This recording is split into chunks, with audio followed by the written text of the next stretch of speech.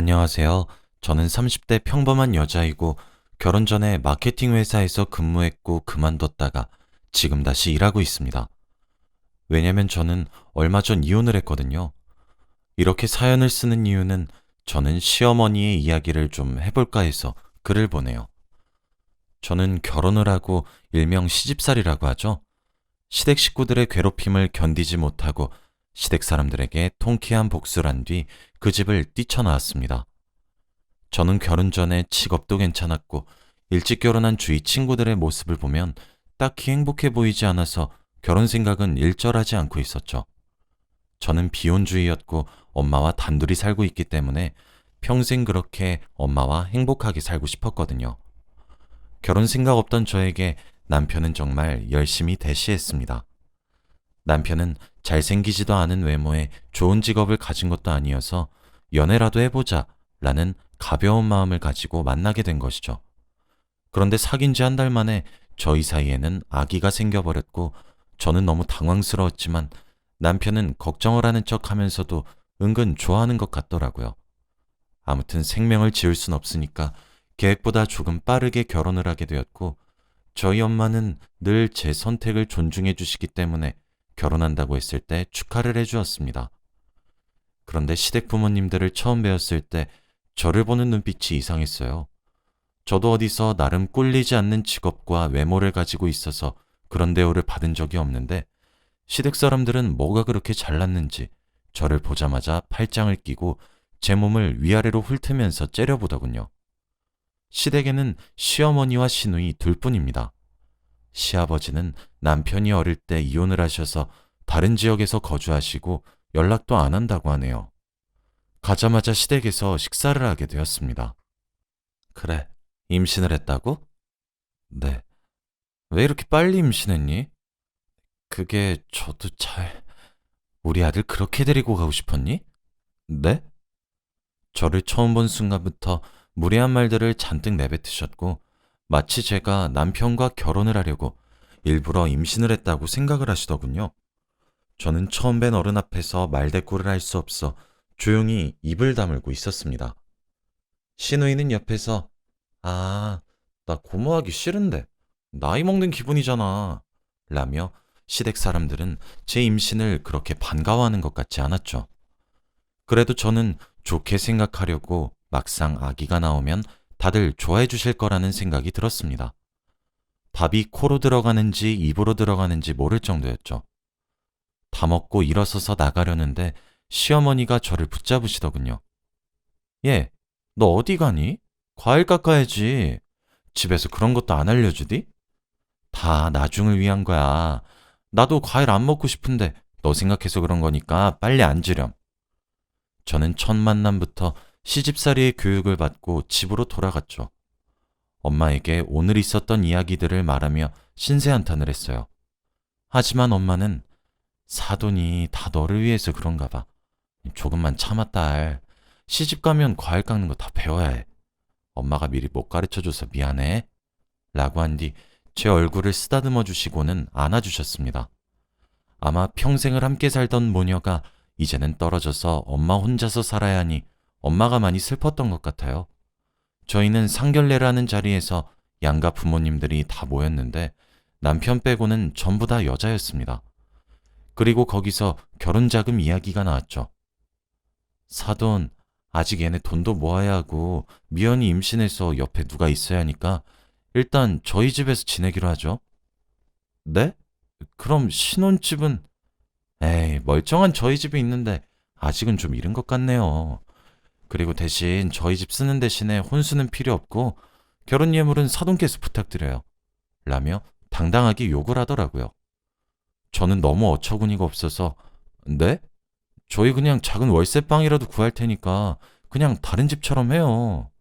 오빠, 무슨 말이라도 좀 해봐. 라고 했어요.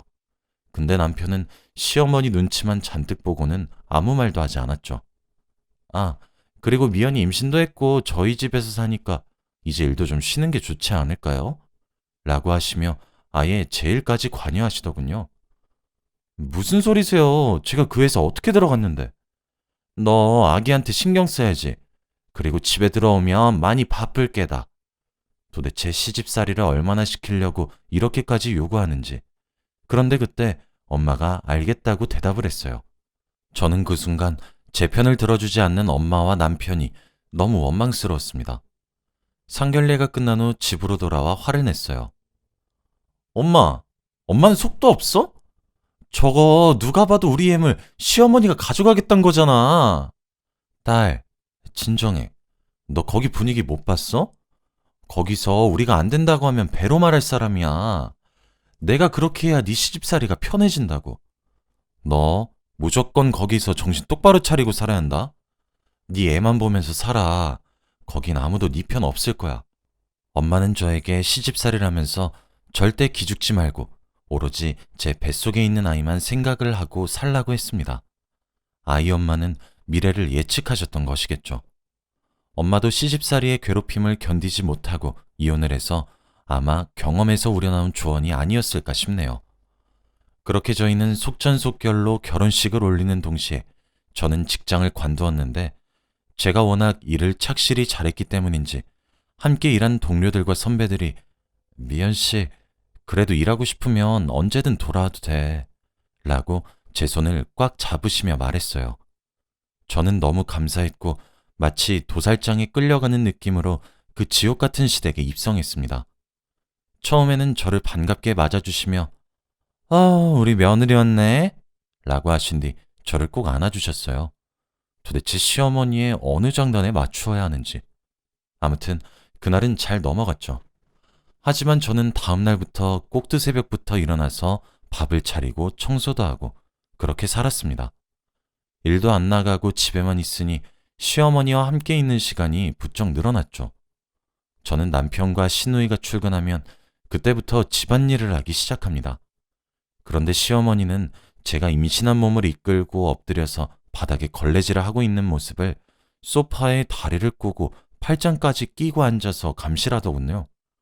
이렇게 해라 저렇게 해라 명령까지 하시면서 말이에요. 마치 저를 가정부 취급하듯 대하셨죠. 야, 여기 먼지 쌓였네. 와서 닦아. 아직까지 거기 닦고 있으면 어떡하니? 빨리 닦고 설거지하렴. 저는 그 순간 이게 시집살이구나 했습니다. 그런데 너무 황당한 건 시어머니가 독실한 불교 신자세요. 그래서 방에 조그마한 불상이 있는데 항상 저보고 얘 이리로 와봐라 하고 부르셔서 갔더니 세상에 글쎄 임산부인 저더러 불상에 대고 108배를 하라고 시키는 게 아니겠어요? 전 너무 당황했어요. 네? 지금 여기서요?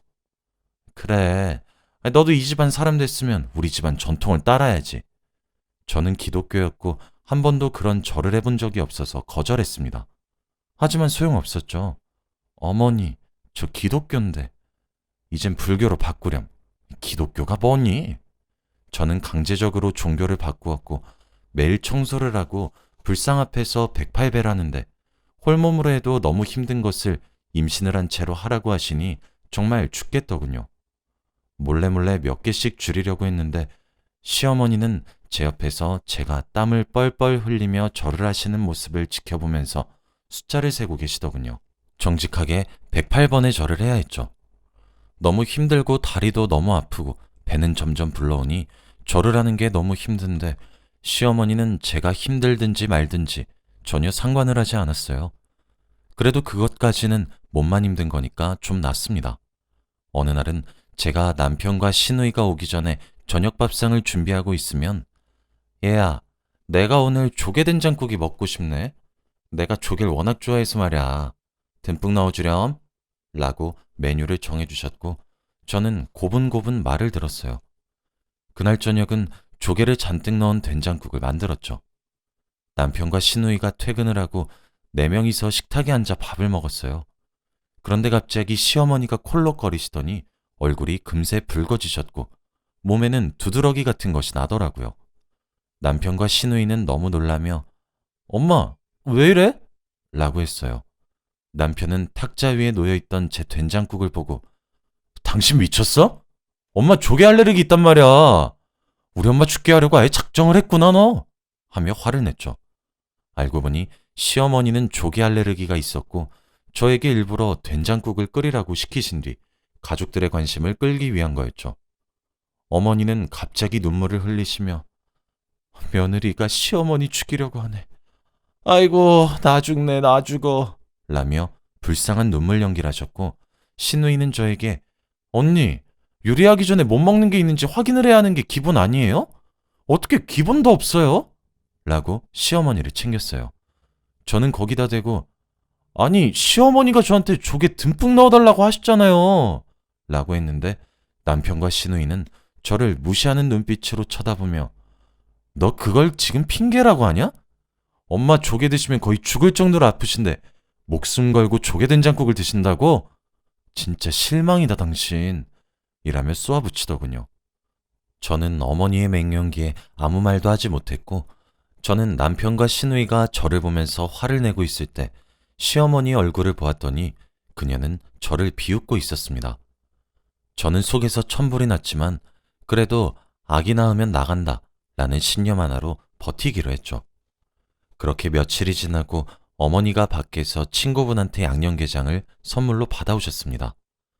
저는 음식 중에 게장을 정말 사랑하는데 이렇게 맛있는 게장을 받아오셔서 너무 좋았죠. 아침밥상에 게장을 잔뜩 쌓아서 올리고 제가 젓가락을 들고 먹으려고 하니 시어머니가 저를 말리더라고요. 얘야, 내가 네 건 더 맛있는 걸로 따로 준비했단다. 우선 우리 딸이랑 아들만 먹이고 출근시킨 뒤에 우리끼리 따로 먹자구나. 라고 하시면서요. 저는 시어머니가 따로 게장을 빼놓으신 거는 본 적이 없었는데 그래도 저를 위해 준비해 주셨다고 하니 기분은 좋았죠. 시어머니의 말을 듣고 남편과 시누이는 엄마, 우린 자식도 아니야. 당신은 좋겠다. 진짜 이런 시어머니가 어딨어? 에휴, 언니 매일 실수하는데 엄마가 보살이다, 보살. 이렇게 시누이가 싫은 소리를 해도 더 맛있는 게장을 먹을 수 있다는 생각에 기분이 나쁘진 않았습니다. 그렇게 두 사람을 출근시키고 저는 밥상을 치우지 않은 상태로 시어머니에게 어머니, 제 게장은 어디 있어요? 라고 물으니 저기 있잖아, 저기. 라며 손가락으로 가리키셨는데 그걸 따라가니 남편과 시누이가 먹다 남은 게장 껍질밖에 없었죠. 어머니, 어디요? 아니, 네 바로 앞에 있잖니. 어머니, 장난치시는 거죠? 이거 시누이랑 남편이 먹다 버린 게장 껍질이잖아요. 내가 지금 장난하는 걸로 보이니? 넌 설마 네 입에 그런 비싼 게장을 먹게 해줄 수 있을 거라고 생각했니? 라며 저에게 가족들이 먹다 버린 껍질에서 살을 골라 먹으라고 했습니다. 저는 너무 화가 났어요. 당장이라도 시어머니의 뺨을 때리고 싶었지만 미연아, 음식 가지고 째째하게 그러지 말자 라고 생각하며 스스로 마음을 다스렸죠. 결국 저는 맛있어 보이는 게장을 단 한 번도 먹지 못한 채 보내야 했습니다. 저는 점점 배가 많이 불러와서 제 몸을 움직이기도 힘든데 계속 집안일을 하고 108배를 하는 게 너무 힘이 들었어요. 시어머니께 어머니, 저 이제 몸이 제 몸 같지 않아서 조금만 쉬다가 하면 안 될까요? 라고 물었죠. 당연히 안 된다고 미쳤냐고 하실 게 뻔했지만 그래도 물어라도 보아야겠다는 생각이었는데 시어머니 신기하게 그래, 많이 힘들지? 홀몸 아닌데 내가 간식 차려주마 라며 저를 이해해 주셨죠. 저는 이게 무슨 일인가 싶었고 정말 오랜만에 아침에 침대에 누워 쉬고 있으니 시어머니가 저에게 간식까지 가져다 주시더군요. 저는 어머니 너무 감사해요. 안 그래도 출출했는데 잘 먹을게요. 라고 한 뒤 시어머니가 주신 음료와 간식을 모두 먹었죠. 그런데 그 뒤부터 계속 배가 아프고 속이 안 좋으면서 토를 하는 게 아니겠어요? 그래서 아까 어머니께서 주신 음식들을 다시 보기 위해 주방으로 갔는데 아무리 찾아도 음식은 없었습니다. 그래서 체한 줄 알고 다시 방으로 돌아가려던 순간 분리수거통에 있던 음료와 간식들을 보았죠. 저는 이게 무슨 영문인가 싶어 그것들을 들고 살펴보았더니 이게 무슨 일인지 그 음식들은 유통기한이 모두 지난 음식들이었습니다. 이제는 하다하다 며느리한테 상한 음식까지 먹으라고 쥐어주셨던 거예요. 어머니, 이게 뭐예요? 아까 주신 음식들 다 상한 거잖아요. 그게 왜? 그럼 네가 진작에 잘 알고 먹었어야지. 넌 우리 집에 있는 음식들도 주기 아까운 존재야. 어디서 굴러들어온 존재 우리 집 음식에 손을 대? 너는 우리 식구들이 남은 음식만 먹고 사망한 음식만 먹으렴? 어떻게 이런 악담을 내뱉을 수 있는지. 제가 차라리 홀몸이면 모를까. 제 뱃속에는 생명도 자라고 있는데 손주를 전혀 생각하지 않으시는 시어머니가 너무 싫었습니다. 저는 정신 똑바로 차려야 되겠다고 다시 한 번 더 다짐을 했고, 제가 떳떳하게 이 집에서 나가면 시어머니를 이길 수 있다고 생각했죠. 그렇게 시간이 지나고 추석이 다가왔어요. 저는 집에서 제사상을 다 차리고 자빌들을 하며 어머니가 아무 잔소리도 하실 수 없을 정도로 완벽하게 일처리를 했죠. 확실히 흠을 잡을 게 없으니까 시어머니는 잔소리를 전혀 하지 않으셨어요. 그리고 저는 추석 당일이 지나고 친정집에 가기 위해 준비를 하고 있었죠. 시어머니가 제게 얘야, 너 어디 가니? 라고 하셨고, 저는 엄마한테 잠깐 들리려고요. 추석이기도 하고 엄마도 오랜만에 너무 보고 싶어서요. 라고 대답했어요. 뭐? 지금 추석에 친정에 가겠단 말이야? 네. 제사도 다 끝냈고 오늘 할 일 다 했거든요. 가봤자 엄마 하나 있는 집은 뭐하러 가니? 니네 엄마 너 하나 없으면 못 산다니? 에휴, 그 엄마의 그 딸이라고 하더니 모녀끼리 잘 논다 잘 놀아. 그래서 못 배운 집안 사람은 드리는 게 아닌데. 에휴, 내 팔자가 그렇지 뭐. 웬 이상한 게 들어와가지고는. 에휴. 시어머니는 저희 집안에 대해 폭언을 하시면서 저희 엄마를 너네 엄마라고 칭하셨죠. 저한테만 화를 내시고 못되게 구시는 건 제가 다 이해했지만 그래도 하나밖에 없는 저희 엄마를 건드는 건 도저히 참을 수 없었죠. 어머니, 대체 저한테 왜 이러세요? 제가 뭘 그렇게 잘못했다고 이러시는 거냐고요. 그리고 저희 엄마가 뭘 그렇게 잘못했는데요? 그냥 추석 때 엄마 얼굴 한번 보러 가는 게 그런 말을 들어야 할 정도로 잘못한 건가요? 어머머, 얘 봐라. 얘, 너 미쳤니? 어디서 어른한테 큰 소리를 내? 그럼 명절에 시댁 내팽개치고 친정 가서 놀고 오겠다는 며느리를 이해하라고? 세상에 그런 시댁이 어디 있니? 그리고 내가 왜 이러는지 모르겠어? 네가 싫으니까 이런 거지. 너 우리 아들 성민이 아니었으면 진작 쫓겨났어. 우리 성민이 옆에서 붙어 살려면 이 정도는 감수해야지. 잔말 말고 시키는 대로 해. 알아들었어? 시어머니는 드디어 본성을 드러내셨고 저를 괴롭혔던 이유가 단지 저를 싫어해서라고 밝히셨죠. 저는 도저히 참을 수 없었고 시어머니에게 제가 당한 일들을 똑같이 되갚아주고 싶었습니다. 저는 친구들에게 조언을 구했고 친구들은 화를 내면서 어떻게 그런 집에서 그런 대우 받으면서 살았냐고 당장 이혼하라고 하더군요. 친구들은 협의 이혼은 절대 안 된다며 최대한 위자료를 많이 뺏으라고 했고 어떻게 복수를 해야 할지 계획을 세워주었습니다. 우선 친구들은 위자료를 청구하려면 확실한 증거가 필요하다고 했고 시어머니가 너에게 했던 모든 행동들에 대한 증거가 필요하다고 했습니다. 그러면서 저에게 녹음기를 하나 사서 항상 지니고 다니라고 했죠. 저는 큰돈을 들여서 아주 작고 성능도 좋은 녹음기를 하나 사서 하루 종일 지니고 다녔어요. 일부러 증거를 수집하기 위해 평소보다 시어머니께 말대꾸를 많이 했더니 더 화를 내셨고 증거도 수월하게 잘 모아졌죠. 그렇게 이혼 준비를 혼자서 하고 있을 무렵에 갑자기 시어머니가 야, 너 당장 나와! 라고 하시며 저를 거실로 불렀죠. 그때는 남편과 시누이가 모두 집에 없어서 저와 시어머니 둘뿐이었거든요. 나가보니 제 얼굴에 웬 종이 한 장을 던지셨죠. 저는 종이에 얼굴이 베어서 피가 났습니다. 어머니, 도대체 왜 이러세요? 네가 똑똑히 봐라. 뭐? 20만 원? 너 미쳤니? 밖에서 일도 안 하는 게 20만 원을 긁어? 네가 뭔데 이런 거금을 쓰는 거야? 돈이 없는 것은 집에 들이면 안 된다는데. 어휴, 집안 다 망치네. 그 종이를 보니 카드 명세서였고 제가 녹음기를 20만 원에 산 내역이 남아있더군요. 저는 돈이 쓸 일이 잘 없어서 매일 몇천 원씩 쓰는데 갑자기 20만 원이 떡하니 찍혀 있으니 화가 났던 모양입니다. 그런데 제 얼굴에 피는 점점 많이 났고 핏방울이 땅으로 뚝뚝 떨어졌어요. 저는 피를 보고 이성을 잃었고 당장 제 방으로 들어가 지갑을 들고 나와 지갑 안에 있던 현금 20만 원을 시어머니 얼굴에 집어 던져버렸습니다. 야, 여기 20만 원이다. 됐냐? 내가 돈이 없어서 그런 것 같아? 그깟 돈 가지고 쪼잔하게 굴지 마. 돈이라면 너보다 내가 더 많이 벌었거든? 뭐야? 너 지금 시어머니한테 너라고 했니? 그래. 시애미가 시애미다 왜 대접을 하지? 이건 뭐 유치원도 아니고. 그냥 이혼할 테니 평생 아들, 딸이랑 행복하게 사세요. 그리고 손주 보실 생각 절대 하지 말고. 아시겠어요? 내 아이가 이런 할머니 가지고 있다고 생각하니 쪽팔려서. 저는 그 뒤로 짐을 싸서 친정으로 돌아왔습니다. 엄마는 제 이야기를 듣고는 오히려 잘했다고 칭찬을 해주었고, 저는 다음날 날이 밝자마자 이혼 전문 변호사를 찾아갔고, 이때까지 녹음한 파일들을 다 들려주었어요.